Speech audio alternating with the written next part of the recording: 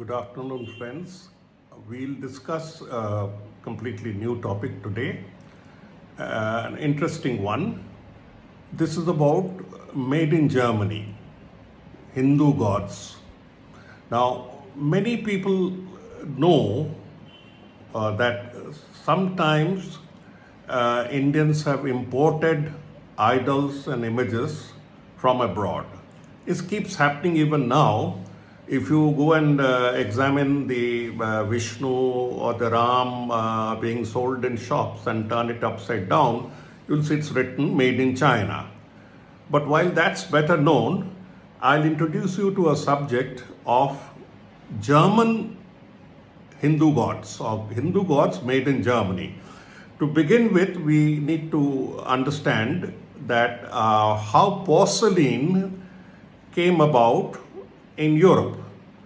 Now, porcelain was invented from kaolin clay in China by the Song dynasty. That's about 1,000 years or so old. The Song dynasty had a monopoly and Europeans had to buy from them. So China, cups, crockery, figurines, everything was sold. This went on and various attempts were made by Europeans to imitate Chinese porcelain.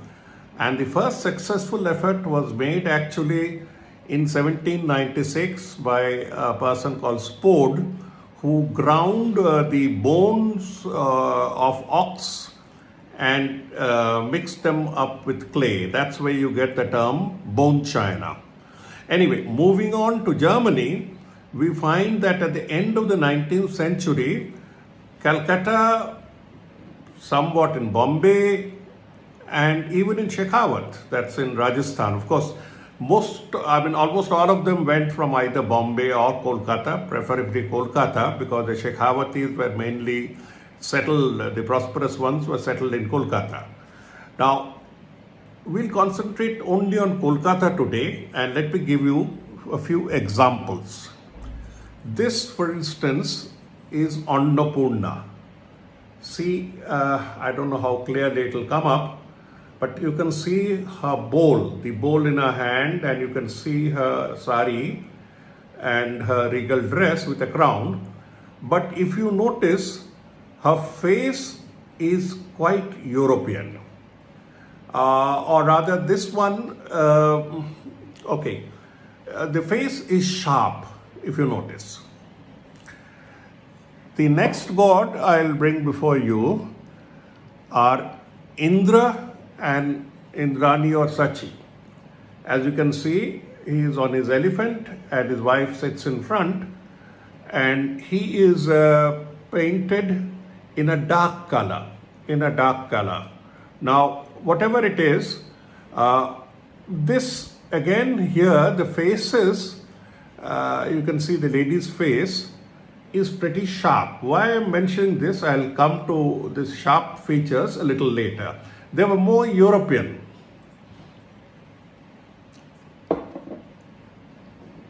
This Krishna is a much later product, but by then, Krishna, this was made in Germany, but by then Krishna's face had become a little roundish, more Indian than European.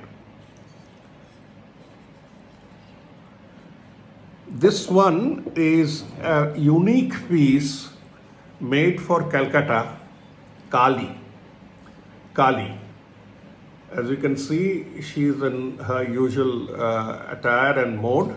But what is more interesting is, please notice Shiva. Shiva's face. Can you see his beard? Can you see his French cut? Let me see. French cut beard. Now, Shiva never had a French cut beard. This looks more like Jesus Christ or someone of a prophet of Europe, isn't it? Let me see it the other way around here.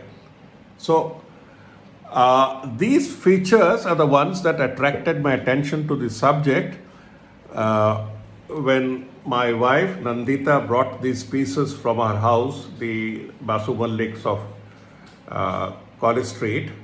Now, this is Lakshmi. And again, if you notice, the face is very sharp. I'll bring it closer. The face is very sharp Aryan, because that is the way the Germans looked at these gods. Now, having shown you 5 gods, let's get to when these gods were imported into India and by whom. I can tell you about Calcutta, which was the major center of import. These were brought into Calcutta by the zamindars around 1880-90. How can we fix the period? Because they don't keep any records. Well, these originated from Ravi Verma's paintings. Now here is the interesting part. Ravi Verma was the first painter who used the modern European style to depict Hindu gods and Indian men and women. He did not discard watercolor or oil and paint on canvas. He kept the European modes, he kept the European styles, but his characters, deities, Shakuntala, whatever, are in typical Indian costume with Indian faces. So he, in a way, he is the first one to make mass publicity and mass copies. Because by the time he started his work, which is around 1873, chromolithography, the art of making color copies of images, had already come to India. But the best quality was about to come to India. It would come in the next 10 years or 5-10 years. But what was more interesting is that for typical good chromolithographic quality, you had to go to Europe. And Germany was the famous center. So next time you see an old print of Ravi Verma or Bamapada Mukherjee, Bamapada Banerjee, or even Dhurandhar, you may see that at the bottom it's written made in Germany. So these images of gods and goddesses were sent there, and I believe some of the Bengal zamindars started insisting that God be available to them in image form rather than in portrait form. And that is the time when they started copying. Now, Ravi Verma suffered all his life because of his plagiarism, because of copies, but what he perhaps did not understand, that the more copies and more circulation there was of his paintings, the more popular he became. In fact, Ravi Verma started a press in 1894 in Ghatkopar. So most of these images were transferred from India to Germany between 1774 and 1794. So in these 20 years. And towards the end of Ravi Verma's career, we get others coming in like Dhurandhar, who specialized in paintings of women and others. He did a few mythological characters, but that's not his fault. We get Bamapada Banerjee coming out of Calcutta studios, coming out with his version. So these were also printed there. So during the printing, the Germans got an idea of what Hindu gods and goddesses looked like. But the only problem is that they could not depict the exact face. Now, what do I mean by the sharp feature and others? Well, it's like this. Most Indian men and women are what we call round-faced, a little broader on the face. And the more up-country you are, so-called more Aryan you are, the sharper is the feature. So you get a Wahida Rahman, you get all other old film stars of those days, even Nutan, who were very sharp featured, and that is known anthropologically as dolichocephalic, sharp features, more European, more Aryan. But India is a place of settlers, a land of settlers, so once they got settled in and mixed up with the population, most Indians have acquired the rounder face, so that's called brachycephalic. Ravi Verma's greatness lies in adopting the Indian face to Hindu gods. Because prior to him, we don't get mass circulation of gods. There were gods in the temples, there were gods in the caves, there were gods even in miniature paintings. But remember, none of these were freely available. It was only Ravi Verma and his chromolithographs, his oleographs, and even early offset prints that brought God out into circulation. Now, coming back to these porcelain images, these were in high demand in Kolkata around the 1880s, 1890s and continued till about 1920. We get firms like Rigaud, Bergman, and these are all available at their names are usually, and their numbers, as you can see, their names and numbers are usually etched at the bottom. These are now, of course, treated as antiques and they have a great value.